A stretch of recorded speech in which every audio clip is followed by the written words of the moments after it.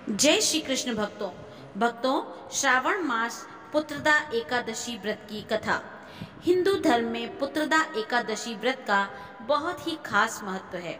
भारत के कई राज्यों में इस एकादशी को पवित्रा एकादशी के नाम से भी जाना जाता है। यह व्रत भगवान विष्णु को समर्पित है।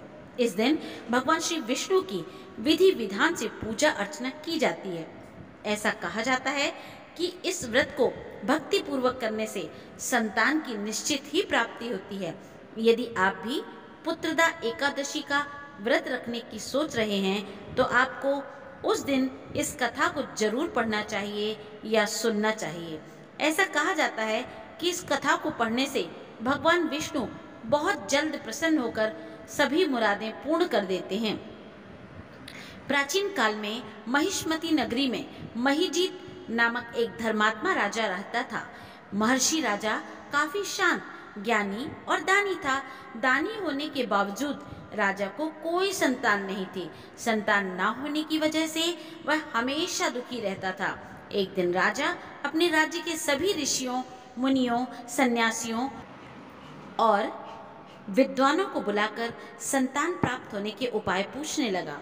राजा की इस बात को सुनकर ऋषि ने कहा, हे राजन, तुमने पूर्व जन्म में सावन मास की एकादशी के दिन अपने तालाब से एक गाय को जल नहीं पीने दिया था। इसी वजह से क्रोधित होकर उस गाय ने तुमको संतान ना होने का श्राप दे दिया था। इसी कारण इस जन्म में तुम्हें कोई संतान नहीं है। ऋषि ने कहा, हे राजन, यदि तुम और तुम्हारी पत्नी पुत्र एकादशी का व्रत रखो तो तुम इस श्राप से मुक्त हो सकते हो। तुम्हारे घर में भी बच्चों की किलकारियां गूंज सकती हैं।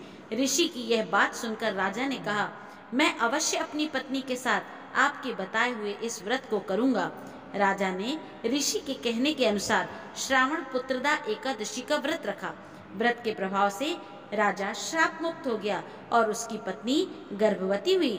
9 महीने के पश्चात राजा के घर में एक तेजस्वी शिशु ने जन्म लिया। पुत्र के जन्म लेते ही राजा अत्यंत प्रसन्न हो गया। तब से वह हमेशा पुत्रदा एकादशी का व्रत रखने लगा।